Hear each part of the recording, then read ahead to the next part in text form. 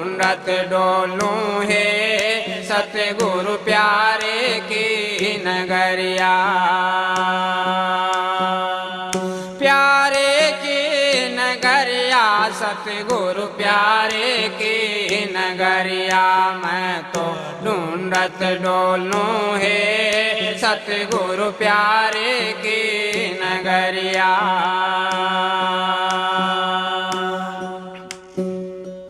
5-25 ने ऐसी बकाई, 5-25 ने ऐसी बकाई, देख जकोल इत ऊत डिगाई, देख जकोल इत ऊत डिगाई।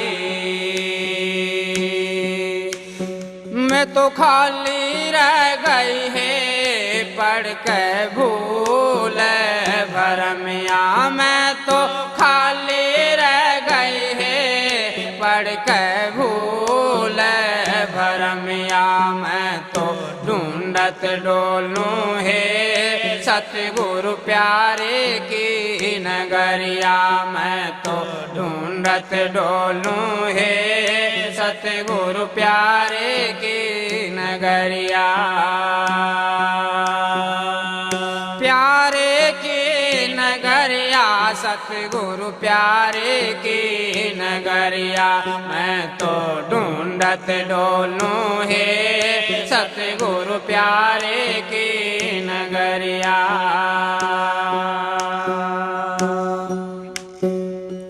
जप तप तीरथ में कुछ नहीं पाया, जप तप तीरथ में कुछ नहीं पाया, बेक टेक ने झूठा ठेका ठाया, बेक टेक ने झूठा ठेका ठाया।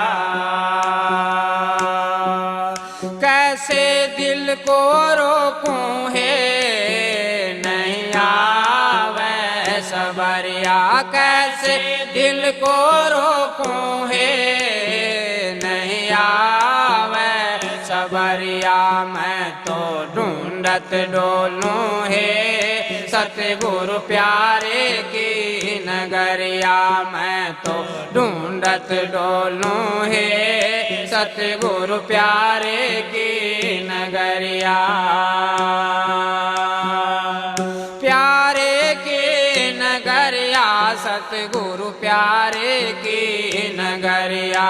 मैं तो ढूंढत डोलूं है सतगुरु प्यारे की नगरिया।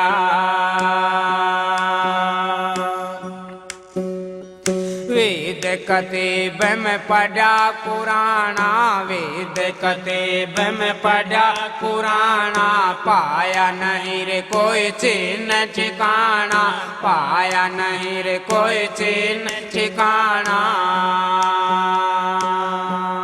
चारों दिशा दुड़ाई है मैं अपनी नजरिया, चारों दिशा दुड़ाई है मैं अपनी नजरिया। मैं तो ढूंढत डोलूं है सतगुरु प्यारे की नगरिया, मैं तो ढूंढत डोलूं है सतगुरु प्यारे की नगरिया। प्यारे की नगरिया सतगुरु प्यारे की नगरिया। मैं तो ढूंढत डोलूं है सतगुरु प्यारे की नगरिया।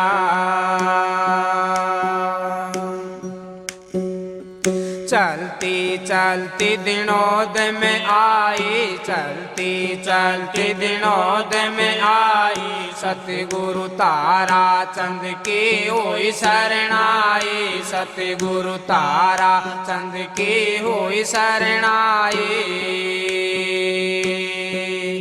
उनसे कंवर न पाई है निज घर की खबरिया, उनसे कंवर न पाई है निज घर की खबरिया।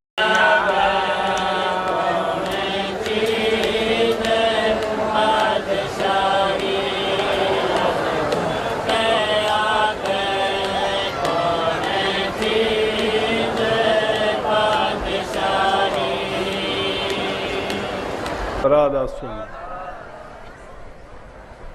प्यारी साध संगत जियों, बुजुर्गों, माताओं, बहनों, भाइयों, बच्चों, आप सभी सत्संग के लिए, सत्संग लाभ के लिए यहाँ पधारे हैं। जितनी देर सत्संग हो, शांति से बैठ के एकाग्रचित्त होकर सत्संग के वचन सुन के अपने जीवन में उनको उतारने का प्रयास करोगे या उतारोगे तो आपको लाभ मिलेगा और जिंदगी की बाजी हारने की बजाय जीत जाओगे। ये शुभ दिन रक्षाबंधन का त्यौहार और हमारे लिए ये दोहरी खुशी का दिन है। नंबर एक, रक्षाबंधन हिंदू समाज में बहुत महत्व रखता है। बल्कि पुराने ज़माने में तो गुरु पूर्णिमा, इसी पूर्णिमा को रक्षाबंधन के ही दिन दोनों त्योहारों को एक मान के मनाते थे।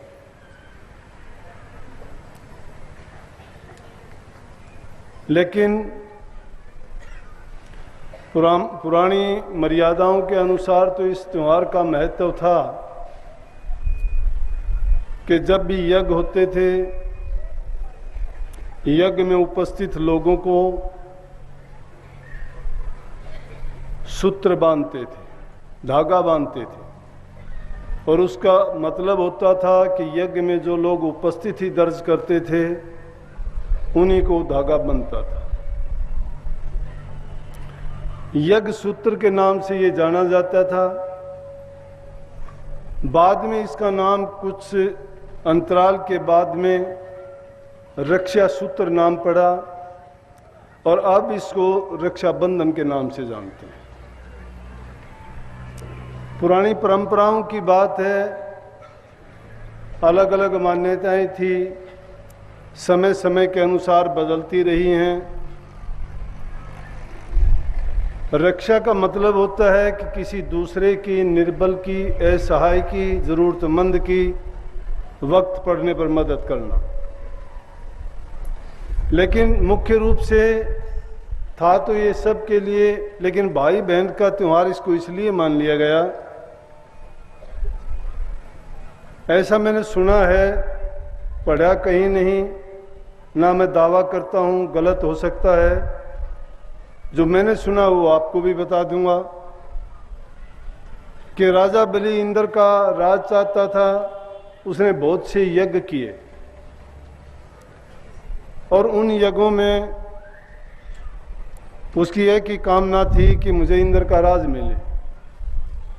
यज्ञ के समय जो भी पंडित, याचक उनके दर पे आता था, उनको यथाशक्ति दान करता था।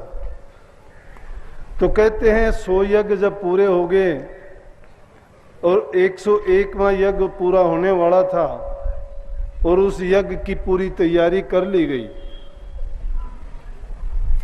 तो इंद्र महाराज विष्णु भगवान के पास पहुंचे और कहने लगे कि मृत्युलोक में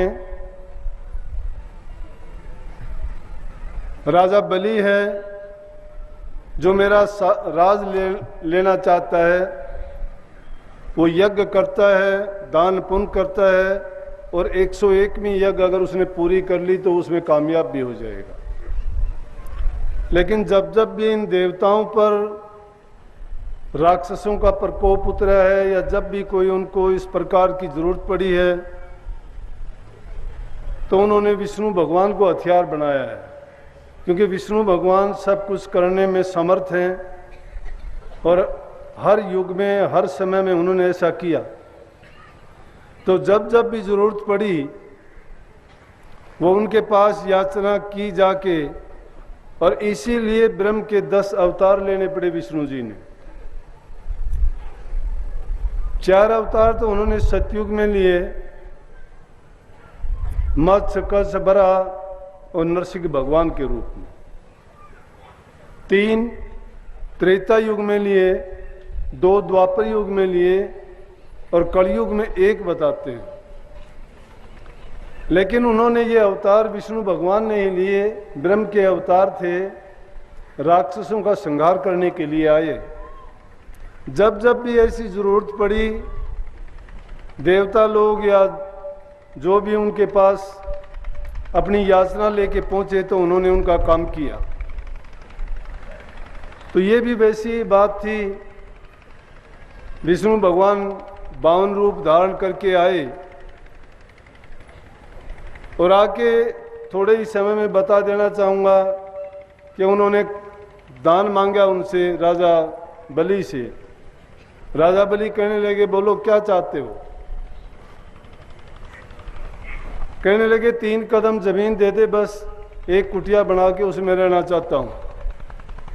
राजा बलि हंसे और कहने लगे, बस यही चाहता है, ये तो कुछ भी नहीं है, और कुछ मांगो। बोला बस इतना ही बहुत है। लेकिन राजा बलि का गुरु वहाँ बैठा हुआ था, उसने कहा कि राजा बलि तुझे ठगने के लिए आया है और ये विष्णु भगवान का रूप है, छद्म रूप में है, पहचानने की कोशिश कर, इसको कुछ भी देने की जरूरत नहीं है। राजा बलि कहने लगा, ये हमारी परंपरा रही है, अतिथि को खाली नहीं जाने देते।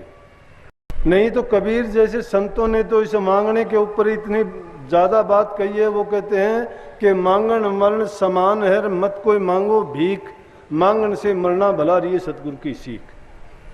कि किसी से मांगो नहीं जब तक तुम्हारी सामर्थ्य है, तुम्हारे शरीर में इतना बल या ताकत है, जब तक सामर्थ्य है ऐसी कि किसी से मांगने के लिए ना जाओ। लेकिन ऐसी मजबूरी हो भी जाती है, ऐसी मजबूरी हो भी जाती है तो मांगने जाना भी पड़ता है। कहता है ये सतगुरु की पहली शिक्षा है कि किसी के पास मांगने के लिए ना जाओ, कि मांगना मरने के समान है। क्योंकि मांगोगे किसी का कर्ज लोगे तुम्हारे सिर पर उसका वजन रहेगा संसार में, फिर जन्म मरण में उसका कर्जा अदा करने के लिए आना पड़ेगा। लेकिन आगे क्या कह दिया कि जब मांगने के लिए जाता ही है, वैसे तो सोचा कि साधु संत महात्मा फकीर तपी योगी जो समाज से अलग रहते हैं, परमात्मा के भजन में मगन रहते हैं, और वो अगर खेती वो नहीं करते, कोई काम वो नहीं करते, उनको सिर्फ भक्ति करते हैं या परमात्मा के ध्यान में, उनके सिमरण में, उनके चिंतन में मगन रहते हैं, तो वो भिक्षा लेके आते हैं। वो मांगना कितना है उनके लिए छूट करी उन्होंने कहा कि उधर समान ना टुकड़ा, तन समान ना चीर, ज़्यादा संग्रह ना करेता का नाम फकीर। कि फकीरी भिक्षा लेने के लिए अगर कोई जाता है तो वो दोषी नहीं है, उसको इतना ही मांगना चाहिए कि जिस प्रकार में कबीर साहब ने अपने लिए भी यही प्रभु से याचना की है। गृहस्थ में रहते हुए, गृहस्थ जीवन को भोगते हुए उन्होंने कभी ज़्यादा की याचना नहीं की। वो क्या कहा, बल्कि सभी संतों के ऐसे उदाहरण मिलेंगे, वो कहते हैं कि साईं इतना दीजिए जिसमें कुटुंब समा, मैं भी भूखा न रहूं आया न भूखा जा। परमात्मा से ये कहता मुझे संग्रह करने की जरूरत नहीं है, मुझे सिर्फ इतना ही दे दे परमात्मा, उससे मेरा काम चल जाए कि मेरा उदर पूर्ति हो जाए। और अगर कोई अतिथि भी आ जाए तो उसको भी मैं 2 रोटी खिला सकूँ, ज़्यादा की मुझे ज़रूरत नहीं है। क्योंकि जहाँ संग्रह होती है वहाँ समझो कि आदमी लालच में डूबना शुरू हो जाता है। फिर आदमी की प्यास उस चीज़ को लेने की कभी मिटती नहीं है, और ज़्यादा बढ़ती चली जाती है, वो तृष्णा का रूप बन जाता है। और जब तृष्णा, वही कामना तृष्णा में जब बदल जाती है तो वो कभी इंसान की नीयत को भरने नहीं देती, बल्कि उसको नीयत के रूप से डबो देती है।